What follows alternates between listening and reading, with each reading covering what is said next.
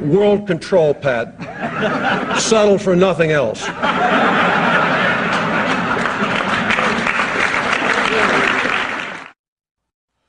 All right. And again, I'm going to dig out the date of that because I had it on a printout, but I want to give you the actual date of that. We've got it again at Infowars.com in the hot news section.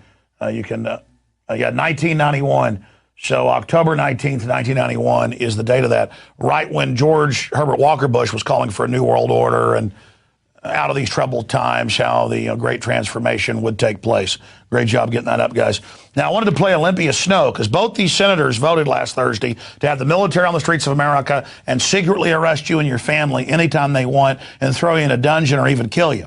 And Obama came out and said, I'm going to veto that bill because I don't need congressional approval. I can do that on my own, including killing citizens. And that was hailed by the ACLU as, oh, how democratic. Only the Fuhrer can kill people for no reason. Let's go ahead and go to Senator Olympia Snow, another traitor, called for a new world order back in 1996, and she thought it was real funny. Here it is. That in this day and age when we need a new world order when it comes to our own State Department related agencies, we have to reorganize. And it's important to have a unified, singular voice when it comes to delivering our foreign policy. And that was the basic intent of this agency consolidation. But we have met resistance at every step of the way by the administration. And you've gotten what you wanted. You've gotten your consolidation. Now the government can deal the drugs and launder the money properly, federalize the police, launch all these illegal wars. America is now known as an engine of total wickedness and danger and Hitlerian pain. Just incredible. Yeah, the checks and balances, separation of powers is what the founders called for. You call for something else, don't you? Because it's not our country, it's you criminals' country. Now, continuing, U.S. evacuates Pakistan air base. At least they're saying they're getting ready to evacuate it after bombing and killing a bunch of Pakistani military people. Again, very, very dangerous escalation worldwide with these drones flying around, killing people. And the Russians have moved ships into the Mediterranean there off Syria. Also, there's a big London Guardian reporting that revealing the true cost of Christmas toys we buy from China's factories, late wages, and fines for using the toilet. They work up to 140 hours of overtime a month, were paid up to a month late, claimed they were expected to work with dangerous tools and machines without training or safety measures, had to work in silence, and were fined up to £5 or about $8 for going to the toilet without permission. And again, we're competing with all of this, with all the regulations they put on us to shut us down because the globalists have all moved to China. And it doesn't raise up the Chinese people. It's a race to the bottom. Mexico can't even keep factories now because they're all going to China. And they had to put suicide nets up around most of their factories. It's that bad. By the way, no child welfare taking your kids there.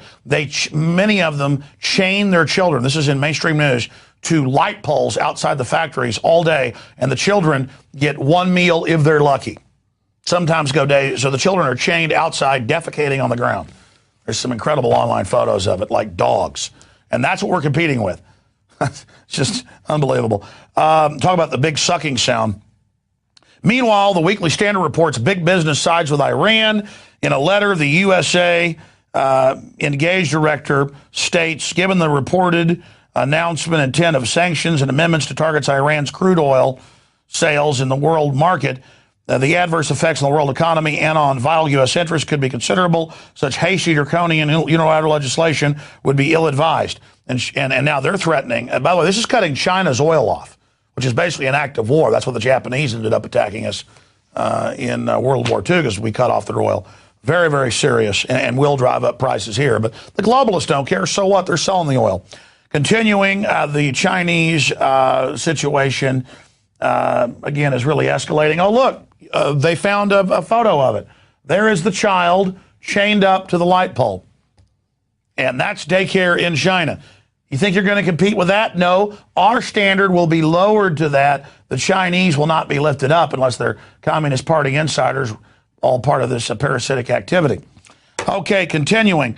The Tokyo Electric Power Company says radioactive water may have leaked into the sea. That's been known for 6-8 months. So they're now telling us the obvious there. And it's all drifting towards the United States, of course. In fact, the first radioactive isotopes from the water, from the ocean, actually hit just a few weeks ago, and all that debris. But they're telling people in California and Oregon and Washington, don't worry about it, it's good for you.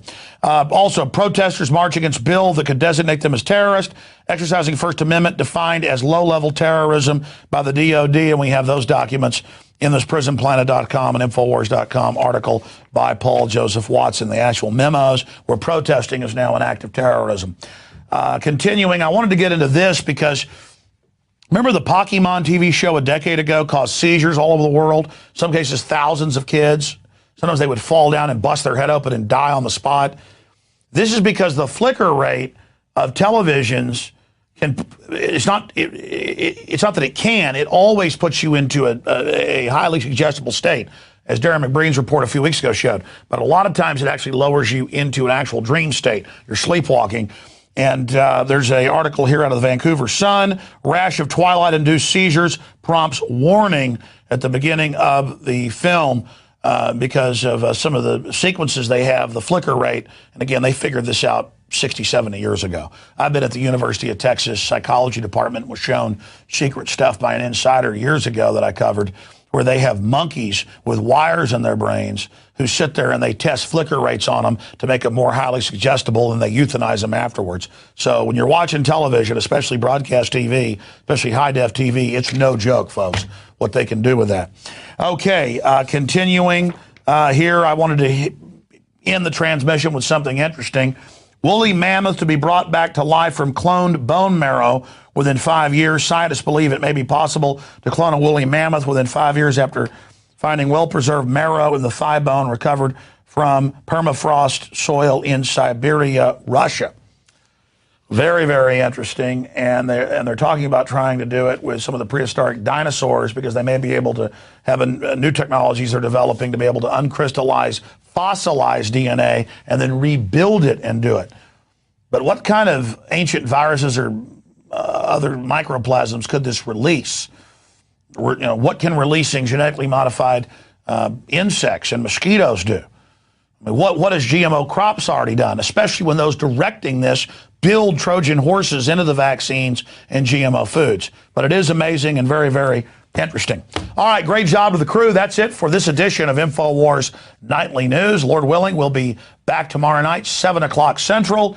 The system more and more wants to censor this information because we're actually having effect. So please don't forget that we are listener supported. Even if you don't become a subscriber at prisonplanet.tv to see it first, and almost 9 years of films and material that are posted at prisonplanet.tv, you can certainly spread the word about Infowars.com and prisonplanet.com and pay forward this information. All right, great job with the crew. I'm Alex Jones signing off from the front lines of the Info War. Until tomorrow, vaya con Dios. What's up with these sorry politicians? Lots of bark, but when it's showtime, whimpering like little shih tzus. You want big cuts? Ron Paul's been screaming it for years. Budget crisis? No problem. Got $1 trillion year one. That's trillion with a T. Department of Education? Gone. Interior, Energy, HUD, Commerce? Gone. Later, bureaucrats. That's how Ron Paul rolls. Want to drain the swamp? Ron Paul. Do it. I'm Ron Paul, and I approve this message.